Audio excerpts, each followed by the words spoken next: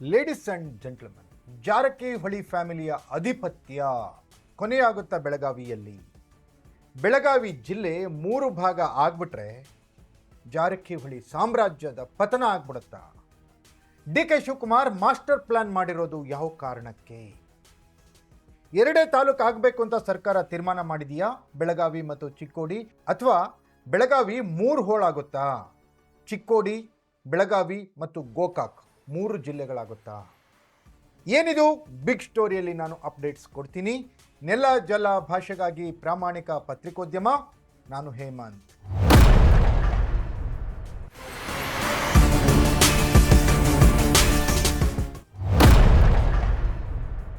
ವೀಕ್ಷಕರೇ, ಬೆಳಗಾವಿ ಕರ್ನಾಟಕ ರಾಜಕಾರಣದಲ್ಲಿ ತನ್ನದೇ ಆದ ಮಹತ್ವ ಹೊಂದಿರುವಂತಹ ಜಿಲ್ಲೆ. ಬೆಳಗಾವಿಯಲ್ಲಿ ನಡೆಯುವ ಸಣ್ಣ ಪುಟ್ಟ ರಾಜಕೀಯ ವ್ಯತಿರಿಕ್ತ ತೀರ್ಮಾನಗಳು ಬೆಂಗಳೂರಿನ ವಿಧಾನಸೌಧದಲ್ಲಿ ಚರ್ಚೆಯನ್ನು ಹುಟ್ಟಾಕ್ತವೆ. ಬೆಳಗಾವಿಯಿಂದ ಒಂದು ಕಲ್ಲನ್ನು ಎಸೆದ್ರೆ ನೇರವಾಗಿ ವಿಧಾನಸೌಧದ ಕಾಂಪೌಂಡ್ ಅಲಗಾಡುತ್ತೆ ಅನ್ನುವಂಥ ಮಾತುಗಳಿದ್ದಾವೆ. ಅಂತಹ ಬೆಳಗಾವಿ ಅಲ್ಲಿ ಅಧಿಪತ್ಯ ಸಾಧಿಸಿರುವಂತಹ ಜಾರಕಿಹೊಳಿ ಬ್ರದರ್ಸ್ ಯಾವುದೇ ಪಕ್ಷ ಅಧಿಕಾರಕ್ಕೆ ಬರಲಿ, ಯಾವುದೇ ಸರ್ಕಾರ ಬರಲಿ, ಅಥವಾ ಯಾರದೇ ಸರ್ಕಾರ ಬಂದರೂ ಕೂಡ ಅಲ್ಲಿ ಪ್ರಮುಖ ಪಾತ್ರವನ್ನು ವಹಿಸ್ತಾ ಇರ್ತಾರೆ ಜಾರಕಿಹೊಳಿ ಬ್ರದರ್ಸ್. ಕಾಂಗ್ರೆಸ್ ಬಂದ್ರೂ ಇರ್ತಾರೆ, BJP ಬಂದ್ರೂ ಇರ್ತಾರೆ, ಅಥವಾ ಸಮ್ಮಿಶ್ರ ಸರ್ಕಾರ ಬಂದ್ರೂ ಕೂಡ ಜಾರಕಿಹೊಳಿ ಬ್ರದರ್ಸ್ ಒಂದು ಪ್ರಮುಖ ಪಾತ್ರವನ್ನು ವಹಿಸ್ತಾನೆ ಇರ್ತಾರೆ. ಸತೀಶ್ ಜಾರಕಿಹೊಳಿ, ಬಾಲಚಂದ್ರ ಜಾರಕಿಹೊಳಿ, ರಮೇಶ್ ಜಾರಕಿಹೊಳಿ ಫ್ರಂಟ್ ಲೈನಲ್ಲಿದ್ದು ರಾಜಕಾರಣ ಮಾಡಿದರೆ ಅವರಿಗೆ ಸಪೋರ್ಟಿವ್ ಆಗಿ ಭೀಮ್ಸಿ ಮತ್ತು ಲಖನ್ ಜಾರಕಿಹೊಳಿ, ಈ 5 ಜನ ಬೆಳಗಾವಿ ಜಿಲ್ಲೆಯಲ್ಲಿ ಸಾಮ್ರಾಜ್ಯವನ್ನೇನು ಕಟ್ಟಿದ್ದಾರೆ, ಆ ಸಾಮ್ರಾಜ್ಯದ ಬುಡ ಈಗ ಅಲಗಾಡ್ತಾ ಇದೆ. Technically, logically, legally district Belagavi ಜಿಲ್ಲೆ ವಿಭಜನೆಯಾದರೆ ಆಡಳಿತದಲ್ಲಿ ಈಗ ನಡೆಸಿರುವಂತೆ ಏಕಮಾದ್ವಿತೀಯ ಆಡಳಿತ ಅನ್ನೋದನ್ನು ಮಾಡಲಿಕ್ಕಾಗಲ್ಲ. ತಮ್ಮ ಮೂಗಿನ ನೇರದಲ್ಲೇ ಅಧಿಕಾರ ನಡೆಸೋದು ಸಾಧ್ಯವಾಗಲ್ಲ. ಹಾಗಾದರೆ ಡಿ.ಕೆ. ಶಿವಕುಮಾರ್ ಒಂದು ಮಾಸ್ಟರ್ ಪ್ಲಾನನ್ನು ಮಾಡಿದ್ದಾರೆ. ಸರ್ಕಾರದ ಮಟ್ಟದಲ್ಲೂ ಚರ್ಚೆ ಆಗ್ತಾ ಇದೆ. ಒಂದು ತೀರ್ಮಾನಕ್ಕೆ ಬಂದಿದ್ದಾರೆ, ಬೆಳಗಾವಿ ಜಿಲ್ಲೆಯನ್ನು ವಿಭಜನೆ ಮಾಡಬೇಕು ಅಂತ.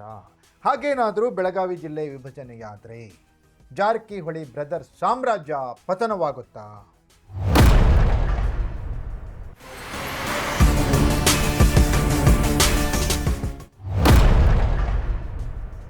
ವೀಕ್ಷಕರೇ, ಅಥಣಿ, ಕಾಗವಾಡ, ರಾಯಬಾಗ, ಹುಕ್ಕೇರಿ ಮತ್ತು ಚಿಕ್ಕೋಡಿ ಸೇರಿದಂತೆ ಚಿಕ್ಕೋಡಿ ಜಿಲ್ಲೆಯನ್ನು ಮಾಡಬೇಕು ಅನ್ನೋ ಒತ್ತಾಯ ಬಹಳ ವರ್ಷಗಳಿಂದ ಇದ್ದಂಥದ್ದು.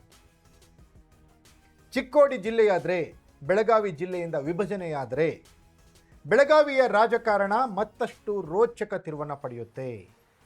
ಬೆಳಗಾವಿ ಜಿಲ್ಲೆಯಲ್ಲಿ ತನ್ನದೇ ಆದಂಥ ಅಸ್ತಿತ್ವ ಮತ್ತು ಪ್ರಭಾವವನ್ನು ಹೊಂದಿರುವ ಜಾರಕಿಹೊಳಿ ಬ್ರದರ್ಸ್ ಬೆಳಗಾವಿ ಜಿಲ್ಲೆ ವಿಭಜನೆಯಾದರೆ ಅವರ ಅಸ್ತಿತ್ವವನ್ನು ಕಳೆದುಕೊಳ್ಳುವ ಸಾಧ್ಯತೆ ದಟ್ಟವಾಗಿದೆ.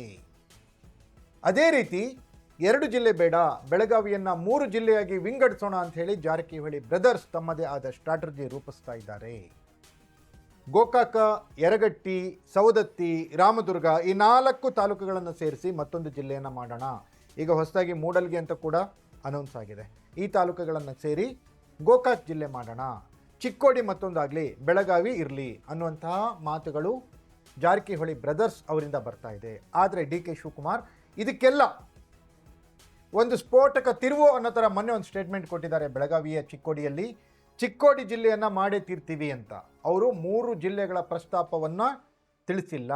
ಹಾಗಾದರೆ ಬೆಳಗಾವಿ ಜಿಲ್ಲೆಯನ್ನು ವಿಭಜನೆ ಮಾಡಿ ಬೆಳಗಾವಿ, ಚಿಕ್ಕೋಡಿ ಮತ್ತು ಗೋಕಾಕ್ 3 ಜಿಲ್ಲೆಯನ್ನಾಗಿ ಮಾಡಬೇಕು ಅನ್ನೋ ಪ್ರಪೋಸಲ್ ಸರ್ಕಾರದ ಮುಂದಿದೆಯಾ, ಅಥವಾ ಬೆಳಗಾವಿ ಜಿಲ್ಲೆಯನ್ನು ವಿಭಜಿಸಿ ಬೆಳಗಾವಿ ಮತ್ತು ಚಿಕ್ಕೋಡಿ ಮಾಡಬೇಕು ಅನ್ನೋ ಪ್ರಪೋಸಲ್ ಸರ್ಕಾರದ ಮುಂದಿದೆಯಾ ಗೊತ್ತಾಗಬೇಕಿದೆ. ಒಂದು ವೇಳೆ 3 ಜಿಲ್ಲೆಯನ್ನು ಮಾಡದೆ 2 ಜಿಲ್ಲೆಯನ್ನು ಮಾಡಲಿಕ್ಕೆ ಸರ್ಕಾರ ತಯಾರಾಗಿದ್ದೇ ನಿಜವಾದರೆ ಸರ್ಕಾರದಲ್ಲಿ ಮತ್ತೆ ಬೆಂಕಿ ಬೀಳೋದು ಪಕ್ಕ.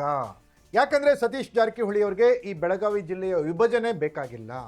ಅವರು ಈ ಜಿಲ್ಲೆಯ ವಿಭಜನೆಯಾಗದಂತೆ ಯಾವ ರೀತಿ ಮಾಡಬೇಕು, ಅಥವಾ ಗೋಕಾಕ ಪ್ರತ್ಯೇಕ ಜಿಲ್ಲೆಯನ್ನು ಮಾಡಬೇಕು ಅನ್ನೋ ಪ್ರಪೋಸಲ್ನ ಹಿಡ್ಕೊಂಡು ಓಡಾಡ್ತಾ ಇದ್ದಾರೆ. ಅಂಥ ಸಮಯದಲ್ಲಿ ಡಿ.ಕೆ. ಶಿವಕುಮಾರ್ ಹೇಳಿರುವಂಥ ಈ ಹೇಳಿಕೆ ರಾಜಕೀಯ ಮಹತ್ವವನ್ನು ಪಡೆದುಕೊಂಡಿದೆ. ಜೊತೆಗೆ ಬೆಳಗಾವಿ ಜಿಲ್ಲೆಯಲ್ಲಿ ರಾಜಕೀಯ ಚರ್ಚೆಯನ್ನು ಹುಟ್ಟಾಕಿದೆ. ಬೆಳಗಾವಿ ಜಿಲ್ಲೆ ವಿಭಜನೆಯಾದರೆ ಜಾರಕಿಹೊಳಿಯವರ ಕುಟುಂಬ ಅಥವಾ ಜಾರಕಿಹೊಳಿಯವರ ಪಾರುಪತ್ಯ, ಜಾರಕಿಹೊಳಿಯವರ ಸಾಮ್ರಾಜ್ಯ ಪತನ ಆಗುತ್ತೆ ಅನ್ನುವಂಥದ್ದು. ಇದಾಗಿತ್ತು ಬಿಗ್ ಸ್ಟೋರಿ. ನೆಲ ಜಲ ಭಾಷೆಗಾಗಿ ನೋಡ್ತಾ ಇರಿ ಫೋಕಸ್ ಟಿವಿ.